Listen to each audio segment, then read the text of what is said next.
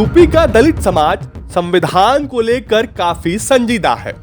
2024 में जब संविधान पर खतरे की बात उठी तो दलितों ने बसपा की बजाय कांग्रेस को वोट दिया। जहां कांग्रेस के प्रत्याशी चुनाव में उतरे वहां बसपा को काफी कम वोट मिले। वहीं इंडिया गठबंधन में शामिल सपा जहां लड़ी वहां बसपा को ज्यादा वोट मिले।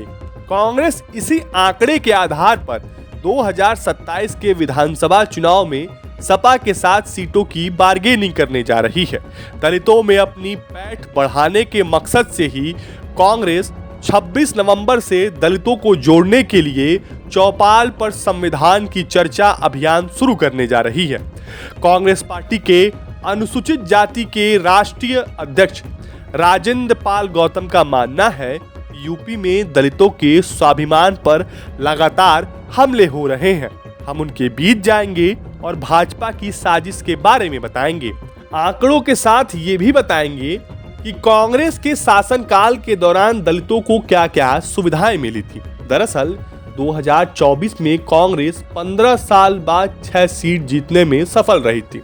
इससे पहले 2009 में उसने अकेले लड़कर 18.25% वोट हासिल किए थे। उसने 21 सीटों पर जीत दर्ज की थी, जबकि 2019 में 6.36% वोट और 1 सीट मिली और 2014 में 7.5% वोट के साथ 2 सीटें मिली थी। 2024 में सपा के साथ गठबंधन से कांग्रेस को 6 सीटें और 9.46% वोट मिले। कांग्रेस का प्रदर्शन बसपा को मिले 9.39% वोट से अच्छा रहा। 2027 में यूपी में विधानसभा चुनाव होने हैं। इस बार कांग्रेस की चुनाव को लेकर क्या स्ट्रेटजी है? क्या इस बार भी वह महागठबंधन का हिस्सा बनकर चुनाव में उतरेगी? दलितों में पैठ बढ़ाने की क्या रणनीति है? आज इस वीडियो में बात इसी की करेंगे। लोकसभा 2024 के प्रदर्शन के आधार पर ही कांग्रेस यूपी को लेकर उम्मीद लगाए है। पार्टी ने यूपी में अपना जनाधार बढ़ाने के लिए खासकर दलितों और ओबीसी को आकर्षित करने के लिए अपनी रणनीति को बदला है। कांग्रेस पार्टी के अनुसूचित जाति विभाग के राष्ट्रीय अध्यक्ष राजेंद्र पाल गौतम का मानना है कि यूपी में दलितों के स्वाभिमान पर लगातार हमला हो रहा है। डॉक्टर अंबेडकर की मूर्तियां तोड़ी जा रही हैं, शोषण उत्पीड़न किया जा रहा है। इन सभी घटनाओं में भाजपा के लोग शामिल हैं। दलितों को काम के बदले रुपए मांगने पर पेशाब छिड़का जा रहा है। स्कूल बंद करके दलित समाज को पीछे ढकेला जा रहा है, क्योंकि ज्ञान से सवाल पूछने का हौसला आता है। दलितों को पढ़ाई से वंचित करने के लिए स्कूलों की फीस महंगी की जा रही है।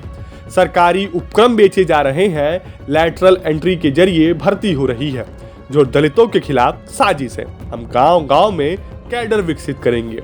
किसान की जमीन किसे दे रहे हैं उससे लोगों को वाकिफ करेंगे।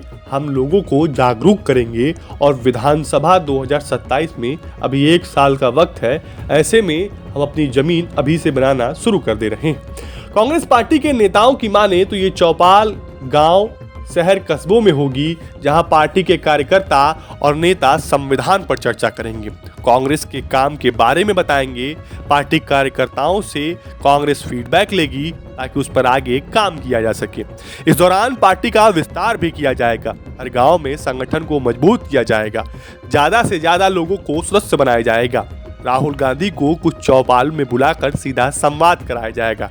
इसमें संविधान पर किस तरह चोट पहुंचाई जा रही है इसके बारे में वे बताएंगे। निजीकरण, संविदा और ठेके के माध्यम से कैसे आरक्षण छीना जा रहा है ये भी राहुल गांधी बताएंगे। दरअसल बिहार चुनाव परिणाम के बाद सपा यूपी में कोई जोखिम नहीं लेना चाहती है। बिहार में कांग्रेस 61 सीटों पर लड़कर महज 6 सीट ही जीत सकी। यही वजह है कि यूपी में कांग्रेस लोकसभा के आंकड़ों और दलित और ओबीसी वर्ग को साधने की रणनीति पर आगे बढ़कर अपनी बार्गेनिंग पावर बढ़ाने में जुटी है। जबकि सपा ने 2022 के विधानसभा चुनाव में सहयोगियों के लिए मात्र 63 सीटें ही छोड़ी थी। इस बार भी वह इतनी ही सीट सहयोगी दलों को देना चाहती है। हालांकि कांग्रेस 17 लोकसभा सीट के आधार पर कम से कम 75 से 85 सीटों पर दावा कर रही है। सपा इसे ये कहते हुए खारिज कर रही है कि 2024 लोकसभा में कांग्रेस 17 लोकसभा की 85 सीटों में सिर्फ 39 विधानसभा में ही बढ़त हासिल कर पाई थी। इसी तरह 2017 में उसके साथ गठबंधन में कांग्रेस 114 सीटों पर लड़कर सिर्फ 7 सीट जीत पाई, जबकि 2022 में कांग्रेस अकेले 399 सीटों पर लड़कर सिर्फ 2 सीटें जीत पाई, जबकि 4 सीटों पर उसके प्रत्याशी दूसरे नंबर पर रहे। सपा कांग्रेस गठबंधन भाजपा के हिंदुत्व के कार्ड के लिए पीडीए के नारे पर आगे बढ़ रहा है। कांग्रेस भी सपा की तरह पीडीए को मजबूत करने में जुटी है। उसकी कोशिश दलित और ओबीसी को साधना है। गठबंधन ये मानकर चल रहा है कि मुस्लिम का बहुतायत वोट उसे ही मिलेगा। ओबीसी में यादव वोट बैंक में सपा का दबदबा है। अन्य ओबीसी वोटरों को साधने की चुनौती कांग्रेस ने संभाली है। यही कारण है कि राहुल जातीय जनगणना पर अधिक जोर दे रहे हैं। आपको हमारा वीडियो कैसा लगा हमें कमेंट करके जरूर बताएं। खासकर यूपी की खबरों के लिए हमें फॉलो करें।